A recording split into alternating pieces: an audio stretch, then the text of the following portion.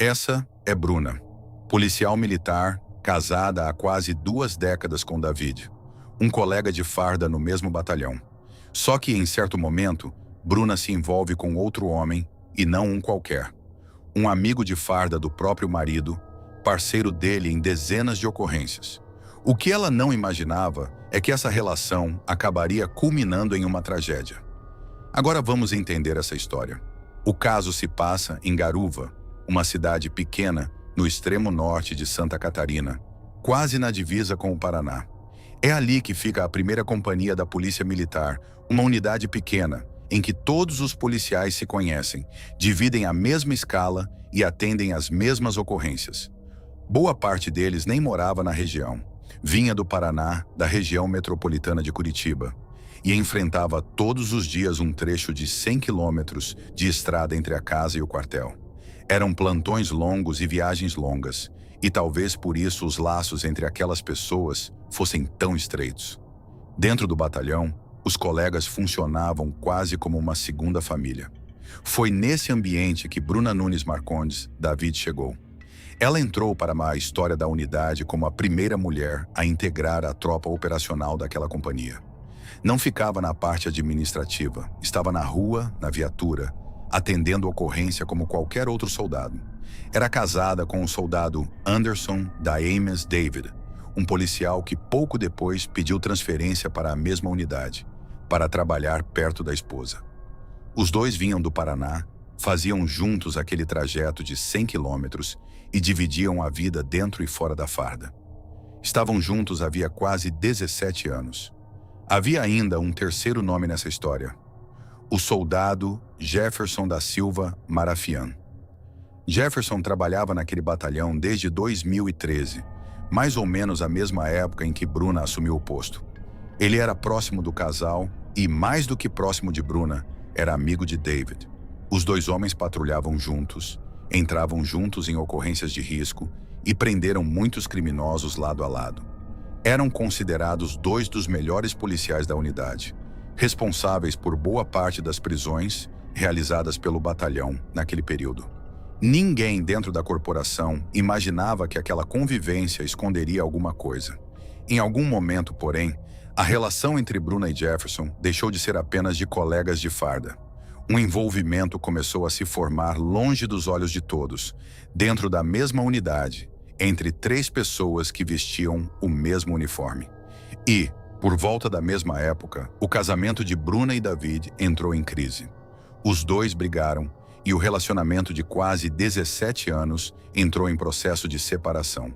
Colegas de trabalho contariam depois que a vida pessoal dos dois nunca havia atrapalhado o serviço, que os dois seguiam cumprindo escala normalmente e que ninguém na corporação desconfiava que a soldado pudesse estar envolvida com outro policial.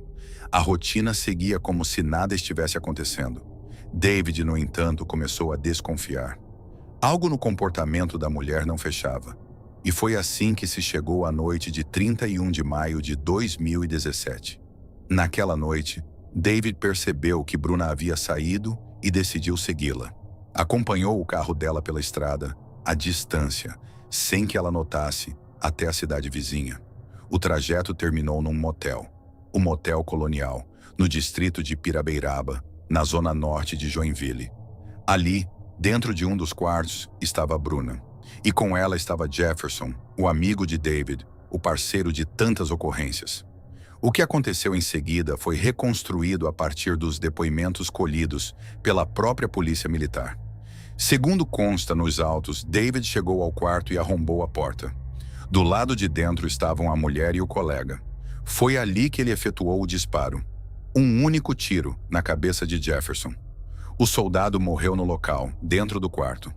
Conforme o relato prestado por Bruna à investigação, depois do disparo, David ainda teria arrombado a porta do banheiro do quarto, onde ela se abrigava, e a ferido no rosto.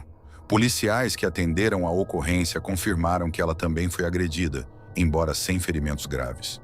A guarnição da Polícia Militar foi acionada para atender a ocorrência naquele motel. Quando os policiais chegaram, encontraram no pátio do estabelecimento 2 pessoas, David e Bruna. Dentro do quarto, o corpo do colega. Foi o próprio Dave quem, momentos depois do disparo, ligou para o seu superior na corporação para contar o que havia acontecido. Na versão que apresentou, disse ter visto um homem armado dentro do quarto e ter atirado em legítima defesa, e afirmou que só reconheceu o colega quando viu o corpo caído no chão. David foi preso em flagrante ainda naquela noite. Ficou preso por pouco mais de 1 mês e meio e, depois disso, passou a responder ao processo em liberdade. Foi afastado da rotina operacional e, com o tempo, acabou excluído da Polícia Militar. O caso se arrastou por quase 7 anos até chegar a julgamento. No dia 23 de abril de 2025, o caso foi finalmente a júri em Joinville. Diante dos jurados, a defesa sustentou a tese que vinha defendendo desde o início, a de que não houve premeditação e a de que David havia atirado em legítima defesa, ao encontrar o colega dentro do quarto apontando uma arma em sua direção. Os jurados reconheceram que David havia sido o autor do disparo que matou Jefferson, mas ainda assim, por maioria, optaram por absolvê-lo. Depois de quase 7 anos respondendo como réu, Anderson James David deixou o tribunal absolvido.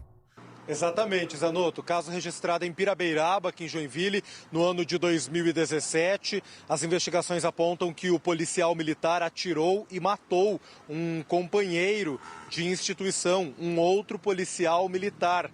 Segundo o que apurou a Polícia Civil, o policial militar que atirou, teria flagrado a companheira com outro policial militar nesse motel, e aí foi quando houve a invasão e o crime. A mulher também era policial militar.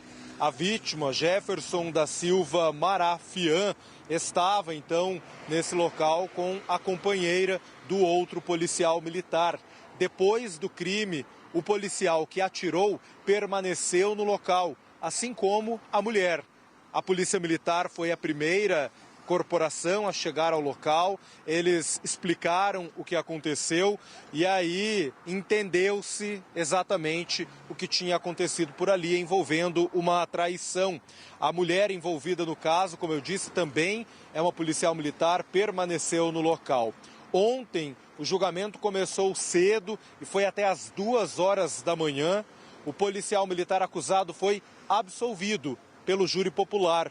A defesa desse policial diz que ele agiu em legítima defesa e que vai trabalhar agora para retomar o cargo do militar.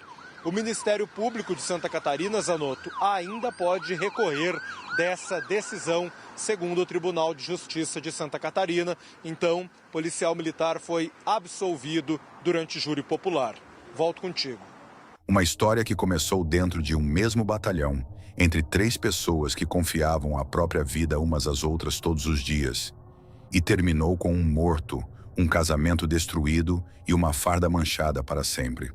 No fim, coube ao júri decidir, e a decisão foi pela absolvição, encerrando, ao menos diante da lei, um dos casos mais marcantes já vividos pela Polícia Militar de Santa Catarina.